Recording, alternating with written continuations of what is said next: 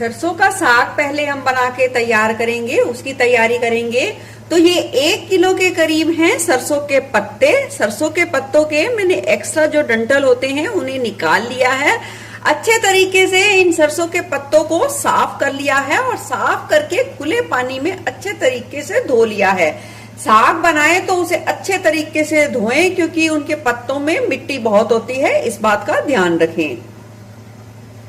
यहाँ मैंने 1 किलो के करीब सरसों के पत्ते लिए हैं, तो उसका आधा मैंने यहाँ पालक ली है। पालक के भी एक्स्ट्रा डंठल को निकाल के उसे अच्छे तरीके से धो लिया है। इतने साग के लिए यहाँ मैंने 150 ग्राम के करीब मेथी ली है। मेथी को भी अच्छे तरीके से धो लिया है। साथ एक छोटी मुट्ठी के करीब हरा धनिया लिया है। 8 से 10 ली है हरी मिर्चें और ये लिया है घिसा हुआ, मोटा घिसा हुआ अदरक और लहसुन लिया है। ये लगभग 1 से 1.5 इंच के करीब अदरक है जिसे घिस कर लिया है और 10 लहसुन की कलियां हैं। आप अपने टेस्ट के अनुसार हरी मिर्चें, अदरक और लहसुन की मात्रा थोड़ा सा कम ज्यादा भी कर सकते हैं। अब सभी चीजों को मैंने धो लिया है। अब इन्हें थोड़ा मोटा मोटा काट लेंगे, ज्यादा साग को बारीक काटना नहीं है। और एक बात का ध्यान रखें, साग को पहले साफ करें और फिर उसे अच्छे तरीके से धोएं और फिर काट के साग के लिए तैयार करें। चलिए, साग को हमने साफ काट के रख लिया है, ले लिया है पकाने के लिए कुकर और डाल देंगे इतने साग के लिए 1.5 चम्मच के करीब नमक, डाल देंगे 1 छोटा कप के करीब पानी। 1 छोटा कप के करीब पानी का इस्तेमाल करना है, इस बात का ध्यान रखें। और डाल देंगे ये सारा कटा हुआ साग अच्छे तरीके से फैलाते हुए और थोड़ा सा दबाते हुए डाल देंगे। एक बार में साग नहीं आएगा, हम इसे हल्का सा थोड़ा सा पका लेंगे और वो नीचे चला जाएगा। उसके बाद हम बचा हुआ साग भी डाल देंगे।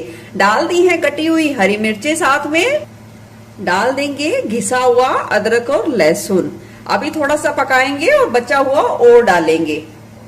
साग थोड़ा सा पकना शुरू हो गया है और इस तरीके से ये नीचे नीचे की तरफ चला जाएगा थोड़ा सा दबाने से।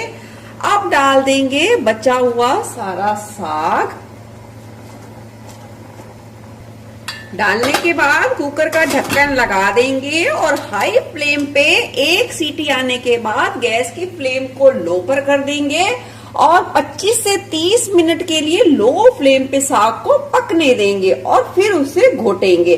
तो चलिए, इतने साग पकेगा, इतने में हम बना लेते हैं घर का बना हुआ सफेद मक्खन, वो भी बहुत आसान तरीके से।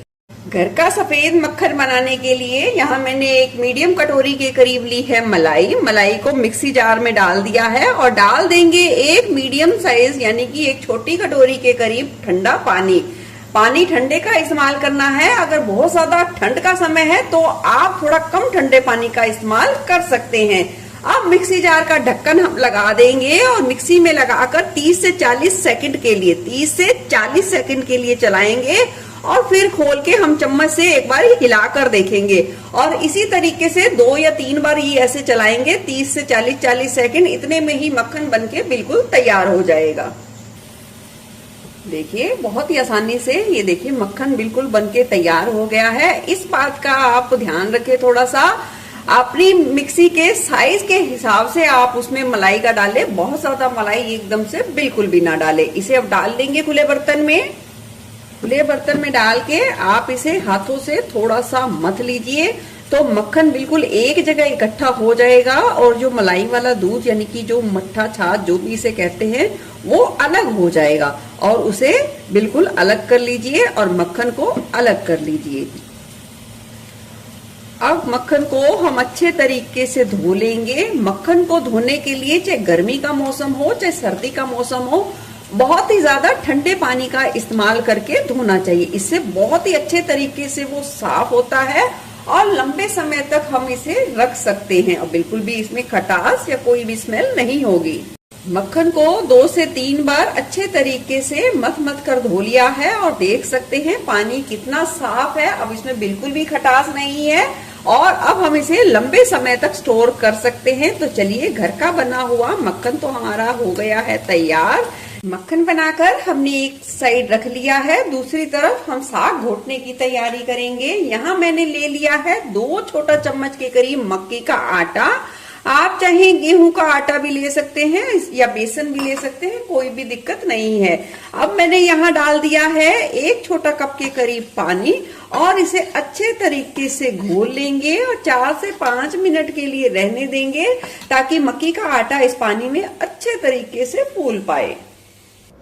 चलिए इधर देख लेते हैं साग को। साग बहुत ही अच्छे तरीके से रिझ गया है, उबल गया है। अब डाल देंगे इसमें तैयार किया हुआ ये सारा मक्की का आटा और ले लिया है इस तरीके से ये हैंड ब्लेंडर। इसकी सहायता से हम साग को अच्छे तरीके से घोट लेंगे।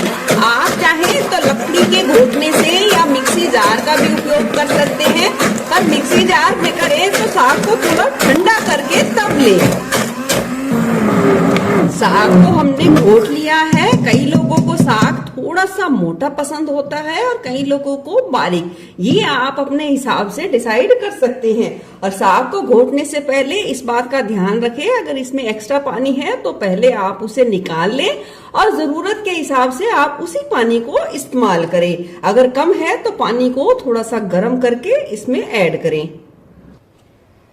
अब साग को हमने फिर से गैस चला के रख दिया है और गैस की फ्लेम को लो पर कर देंगे और साग को अच्छे तरीके से पकने देंगे ताकि मक्की जो डाली है यानी कि आटा डाला है उसका कच्चापन अच्छे तरीके से दूर हो जाए और साग के सारे फ्लेवर बहुत ही अच्छे तरीके से उभर कर आए। बीच बीच में से आप ध्यानपूर्वक ढक्कन उठाकर साग को चलाते रहें क्योंकि ये बहुत उफनता है, इस बात का ध्यान रखें और ढक्कन को सावधानी के साथ उठाएं और साग को सावधानी के साथ चलाएं। 10 से 12 मिनट का समय लग सकता है साग को अच्छे तरीके से रिझने में। वो पकेगा, इसकी क्या पहचान है, कुकर के तले पे थोड़ा थोड़ा सा लगना शुरू हो जाएगा। जैसे ही हल्का हल्का लगने दे यानी लगे तुरंत ही गैस की फ्लेम को बंद कर दे, इसका मतलब साग घुट के बिल्कुल बहुत ही अच्छे तरीके से तैयार है। लगभग 15 मिनट के करीब मैंने साग को अच्छे तरीके से पकाया है घोटना लगाने के बाद और कुकर के तले पे हल्का हल्का सा लगना शुरू हो गया है। कुकर के तले पे या जिस भी बर्तन में आप घोट के बनाएं उस पे थोड़ा सा तले पे लगना बहुत जरूरी है, उससे यही पहचान है कि साग आपका बहुत ही बढ़िया बनके तैयार होगा।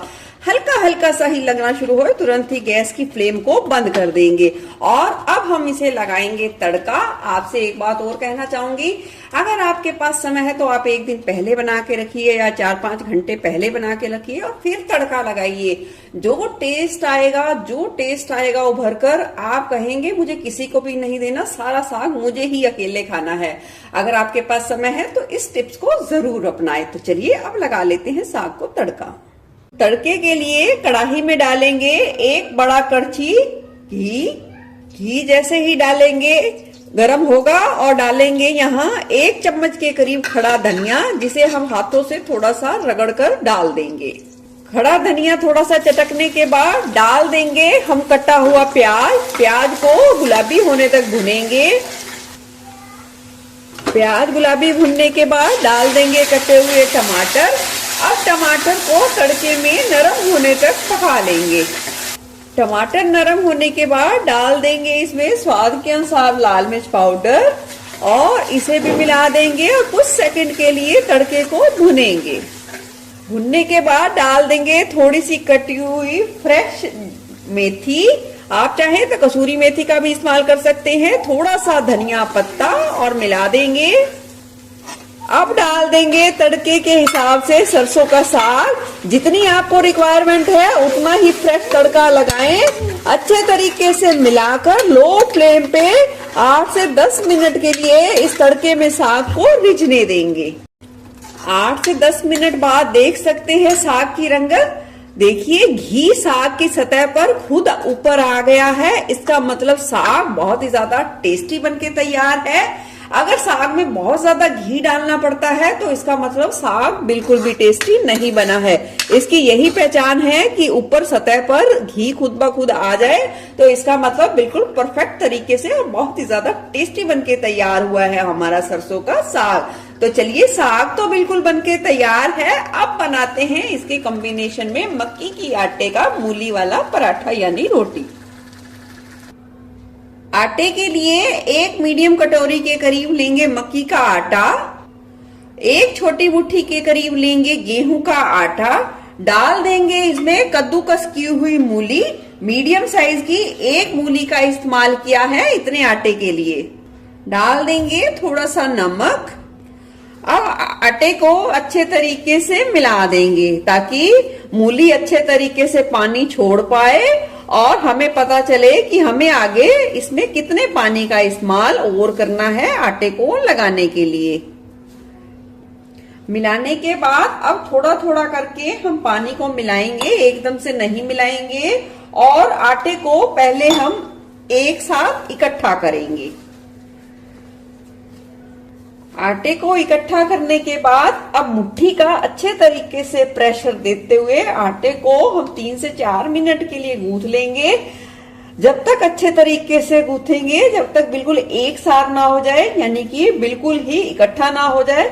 और ये गूंथने की यही पहचान है, वो अपने वजन से थोड़ा सा लाइट वेट का हो जाएगा और बिल्कुल ही नरम हो जाएगा। तो हमें 3 से 4 मिनट का समय लगेगा अच्छे तरीके से गूंथने में। आटा बिल्कुल अच्छे तरीके से गूंथ के तैयार है और ये देखिए परात बिल्कुल साफ है, बिल्कुल भी नहीं चिपका। ये भी अच्छे तरीके से पहचान है आटा के लगने के लिए। इसे आप 3 से 4 मिनट के लिए रेस्ट दे सकते हैं, ज्यादा रेस्ट बिल्कुल ना दीजिए। और आप चाहे तो इसे इंस्टेंट भी बना सकते हैं।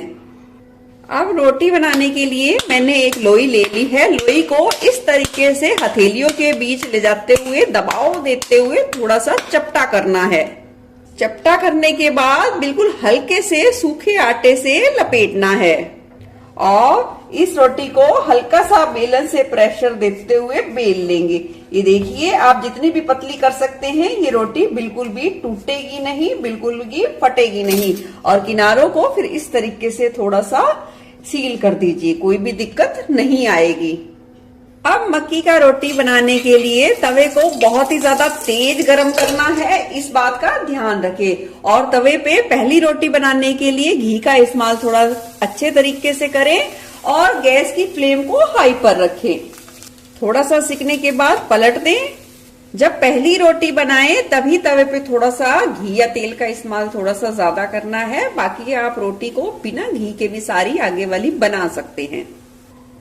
अब एक तरफ सिकने के बाद हम अब इसके दोनों तरफ ही अलट पलट कर घी लगाकर सुनहरा होने तक सेकेंगे। आप चाहें तो बिना घी लगाए भी इसे तवे पर सेक सकते हैं और उतार कर सर्व करते समय घी या मक्खन का इस्तेमाल कर सकते हैं।